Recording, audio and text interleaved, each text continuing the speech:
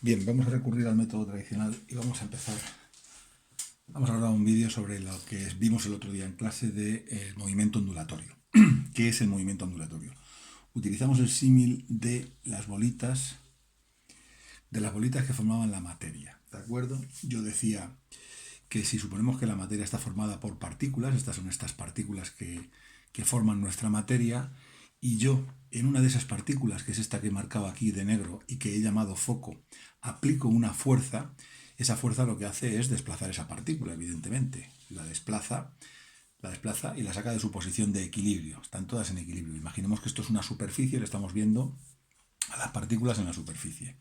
¿De acuerdo? Cuando la partícula inicial, el foco, sale de la posición de equilibrio, como ya sabemos por la teoría cinética, que nos lo han contado cuando estábamos en tercero y cuarto de la ESO, existen unas fuerzas de interacción entre las partículas dependiendo del estado en el que se encuentre la materia, y lo que hace esa partícula es tirar de las partículas que tiene alrededor, o las partículas que tienen alrededor tiran de ella, ¿de acuerdo? De alguna manera existe esa fuerza de interacción y lo que hace esta partícula al desplazarse hacia arriba es tirar de las dos partículas que tiene a su alrededor. De tal manera que en el siguiente paso, en el siguiente instante de tiempo, lo que ha ocurrido es que la partícula inicial se ha desplazado, digamos ya, dos alturas, ¿no?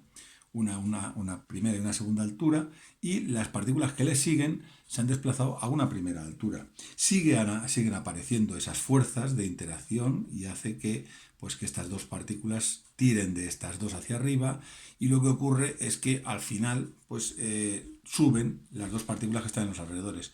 Pero supongamos que la primera ya llega a su punto máximo. ¿Qué es lo que ocurre? Que la energía que yo le he comunicado solamente le da para llegar hasta ahí, y entonces lo que empieza a hacer es bajar hacia abajo. Bien, al bajar hacia abajo, pues lo que ocurre es el efecto contrario. Tira de estas partículas, pero ahora en este sentido. La fuerza que ejerce sobre estas partículas es esta. Estas han llegado a su punto más alto y lo que hacen es lo mismo. En el siguiente instante de tiempo empiezan a bajar. Entonces, tenemos la partícula inicial que ha vuelto a su posición de equilibrio, a su posición original. Estas partículas que ya han hecho una subida y están iniciando su bajada, es decir, estas partículas se desplazan hacia abajo, esta también se desplaza hacia abajo, ¿verdad? Estas están quietas y estas se desplazan hacia arriba, ¿de acuerdo? Estamos teniendo un movimiento en toda la materia, cada partícula viaja en un sentido. En una última viñeta, digamos, que he considerado hacer para no hacer más, bueno, pues lo que podríamos ver aquí es que la partícula original seguiría bajando una posición más, estas están en la posición de equilibrio y también están bajando, estas también bajan, estas están quietas aquí en esta posición y estas estarían subiendo, y estas dos todavía ni siquiera han empezado a ejercer el movimiento. Pero lo importante es que nosotros ya podemos vislumbrar aquí la forma de una onda, es decir, lo que vemos es que la materia se ha deformado de su posición inicial y ha formado esto, ha formado unos lóbulos que por cierto se desplazan cada uno en un sentido, ¿de acuerdo? Veis que el lóbulo inicialmente estaba aquí y este estaba aquí, ha llegado hasta un punto más alejado, que es este de aquí, sigue desplazándose y, ¿de acuerdo? En un principio, pues como la partícula que está en el máximo cada vez está más hacia la derecha. Luego se producen dos lóbulos que se desplazan a derecha e izquierda. Esto sería una justificación de lo que es el movimiento ondulatorio, por decirlo de alguna forma sencilla para que todos lo entendamos.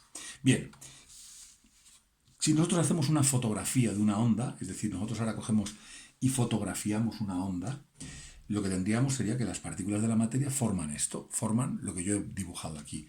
En función de la distancia al origen, pues se han formado una serie de máximos y una serie de mínimos, ¿no? Estos se llaman crestas y estos se llaman valles. Vamos a ponerle ya el nombre y así no tenemos más.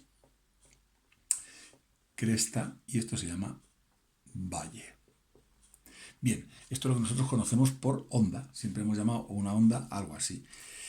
Pero esto tiene una curiosidad. Si nos fijamos, y ahora retomo el tema que habíamos dado anteriormente sobre el movimiento vibratorio armónico simple, en el movimiento vibratorio armónico simple teníamos una cosa que se repetía en el tiempo, una cosa que se repetía y que llamábamos periodo. Periodo es un suceso que se repite cada cierto tiempo. Aquí hay una cosa que se repite. Yo si sigo dibujando la función es repetitiva constantemente. Es decir, desde aquí hasta aquí la función es única, pero a partir de aquí la función se repite. ¿De acuerdo? Se repite y se repite y se repite. Esto que se repite en el espacio es una de las curiosidades de la onda. ¿De acuerdo? Esto que se repite en el espacio se llama longitud de onda. ¿De acuerdo? Y es la distancia entre dos puntos que están en fase, se dice, que están en fase, que están en el mismo estado de vibración. Este punto y este no están en el mismo estado de vibración, pero este y este sí. Los dos van a hacer, a partir del siguiente instante de tiempo, ya he dicho que esto es una fotografía, van a hacer lo mismo. Si yo me fijo en una sola partícula del medio, por ejemplo, en la partícula que esté situada aquí, ¿qué es lo que haría esta partícula si yo no paralizo ahora en el tiempo la onda? Si no le hago una fotografía como lo que he hecho ahora, pues lo que haría sería un movimiento de sube y baja y vuelve a subir y vuelve a bajar. Es decir, haría un movimiento así que yo he representado en el caso del movimiento vibratorio armónico simple como la altura en función del tiempo, la altura que tiene una sola partícula, en este caso esta. Pues esta partícula, imaginemos que empiezo a contar aquí, pues esta partícula empezó a moverse, empezó a situarse aquí, luego se empezó a subir, luego empezó a bajar, luego empezó a subir otra vez, luego empezó a bajar, luego tal. Durante el tiempo, durante el paso del tiempo, la partícula va tomando diferentes posiciones. Esta otra periodicidad es una de las características que quería resaltar. Esta otra periodicidad es la que ya habíamos tenido antes en cuenta. Es la que hemos denominado periodo. ¿De acuerdo? Esta periodicidad se mide en segundos, es el tiempo que tarda una partícula en volver a su estado de posición, y esta periodicidad, que es la longitud de onda, es la distancia entre dos puntos que están en fase. Digamos que esto es lo fundamental de la onda. Existen dos periodicidades, es decir, la función de onda va a ser periódica con respecto a dos variables, dos periodicidades, y la otra característica fundamental es que lo que se propaga en la onda es una perturbación inicial.